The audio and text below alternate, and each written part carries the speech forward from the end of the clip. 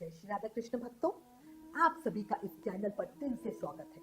अपने कान्हा के श्री चरणों में आप सबके मंगल की कामना करती हूँ। मेरे कान्हा और मेरी राधा प्यारी आपके ऊपर अपनी कृपा, आशीर्वाद, प्रेम और भक्ति बनाए रखें, आपके मन की हर इच्छा पूरी करें। भक्तों, आज हम एक बहुत ही गंभीर, भावात्मक और रहस्यमय विषय पे बात करने वाले हैं। मृत्यु से पहले गौदान क्यों किया जाता है? आखिर इसके पीछे क्या रहस्य है? क्या ये पंडितों की फैलाई हुई बातें हैं? और गरुड़ पुराण इसमें क्या कहता है? भक्तों, ये वीडियो सिर्फ जानकारी देने के लिए नहीं है, बल्कि हमें जीवन और मृत्यु की सच्चाई से जोड़ने के लिए भी है। इसलिए इसे प्लीज लास्ट तक जरूर देखिएगा। बहुत सारी जानकारी एक ही वीडियो में मिलेगी। अगर वीडियो पसंद आए तो लाइक और शेयर करना भूलना नहीं। अब एक जयकारे के साथ चर्चा शुरू करते हैं। बोलो लक्ष्मी नारायण भगवान की जय। देखो भक्तों, इस दुनिया में जो भी आया है उसे एक दिन जाना ही है।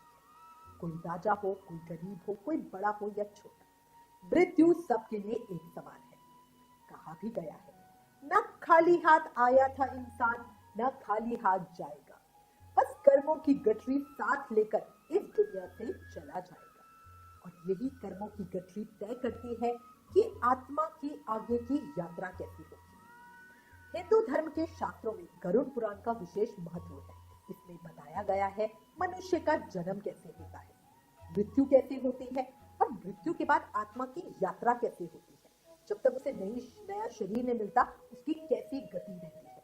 बहुत ही सुंदर पुराण है, हर किसी को जीवन में एक बार जरूर पढ़ना चाहिए। यहाँ पे एक बात आपको क्लियर करूंगी। कुछ लोग कहते हैं कि गरुड़ पुराण घर में नहीं होना चाहिए, बट ये पूरी गलत बात है। गरुड़ पुराण बिल्कुल घर में होना चाहिए और हर किसी को जरूर पढ़ना चाहिए। गरुड़ पुराण में बताया गया है कि जब मनुष्य की मृत्यु होती है तो आत्मा सीधा स्वर्ग या नर्क नहीं जाती, उसे पहले एक लंबी, कठिन और डरावनी यात्रा करनी पड़ती है। इस यात्रा में एक बहुत ही भयानक नदी आती है, जिसे कहते हैं वैतरणी नदी।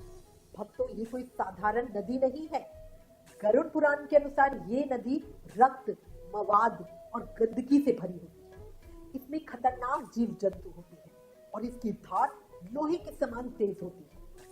जो लोग जीवन में पाप कर्म करते हैं, उन्हें इस नदी को तैरकर पार करना पड़ता है। ये यात्रा इतनी पीड़ादायक होती है कि आत्मा तड़प उठती है। सोचिए भक्तों, कैसा भयानक कष्ट होता होगा उस आत्मा को। अब यहीं पर गौदान का महत्व सामने आता है। शास्त्र कहते हैं, जो व्यक्ति अपने जीवन में या मृत्यु से पहले श्रद्धा और सच्चे मन से गौदान करता है, वही गाय उस आत्मा की मदद करने के लिए वैतरणी नदी के किनारे खड़ी रहती है। जब आत्मा वहां पहुंचती है तो वो गाय की पूंछ पकड़ लेती है और बिना किसी डर, बिना किसी पीड़ा के उस भयानक नदी को पार करती है। मतलब जहां दूसरों को दर्द मिलता है, वहीं गौदान करने वाली आत्मा शांति से आगे बढ़ जाती है। भक्तों, हमारे शास्त्रों में गाय को माता कहा गया है।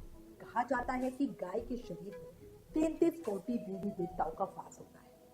गाय सिर्फ एक पशु नहीं है, वो करुणा, सेवा और त्याग की मूर्ति है। इसलिए उसका दान सबसे पवित्र और श्रेष्ठ कहा गया है। गौदान करने से कई बड़े आध्यात्मिक लाभ भी मिलते हैं। मृत्यु के कष्ट कम होते हैं। जब व्यक्ति अंतिम सांस लेता है तो उसे बहुत पीड़ा होती है। गौदान करने से ये कष्ट कम होता है, मन शांत रहता है। यमलोक की यात्रा भी सरल हो जाती है। गरुड़ पुराण के अनुसार यमलोक का रास्ता बहुत लंबा और कठिन होता है।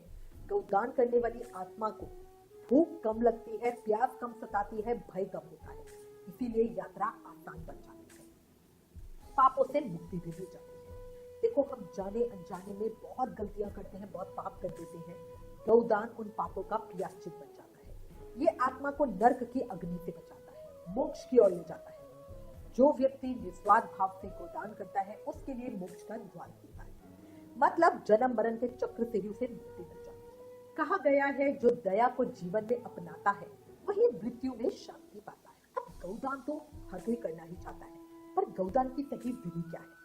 तो देखो भक्तों, बहुत जरूरी बात है, दान तभी फल देता है जब सही विधि से किया जाए। गरुड़ पुराण कहता है कि सुपात्र को दान दे।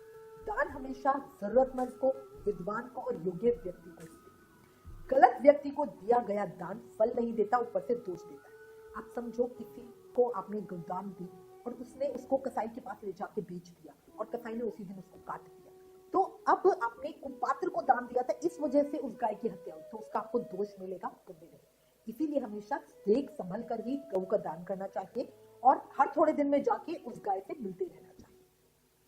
दूसरा है हमेशा स्वस्थ गाय का दान दें। ऐसा नहीं कि आपको गाय दान करनी है इसीलिए कोई भी बीमार सी जो दूध नहीं देती है ऐसी गाय आप खरीद लें और उसका दान कर दें। यदि संभव हो तो हमेशा स्वस्थ दूध देने वाली और अच्छी बढ़िया गाय का ही दान करें। ऐसी गाय श्रेष्ठ मानी जाती है। आप समझो आपने बिल्कुल एक सूखी, बिल्कुल जिस गाय के अंदर जान ही नहीं है उस गाय को खरीदा और किसी को दे दिया, और वही गाय आप जब बैतरणी नदी पे पहुंचे मिली आपको और वो आपको उठा ही नहीं पा रही है, तो कैसे वो आपको नदी पार कराएगी? समझो बात को। गाय ना हो तो क्या करें? आज के समय में हर किसी के लिए गाय दान करना संभव नहीं है, थोड़ा सा पैसों का भी मसला रहता है। आजकल शहरों में तो जैसे गौ मिलती ही नहीं है, तो कहाँ दान करे, किसको दान करे, सुपात्र नहीं मिलते, ऐसे में क्या करें? ऐसी स्थिति में स्वर्ण का दान, नकद राशि या गौ सेवा भी गौदान के समान ही फलदायी मानी गए हैं। शास्त्रों में भाव को सबसे उत्तम कहा गया, भाव बड़ा होता है।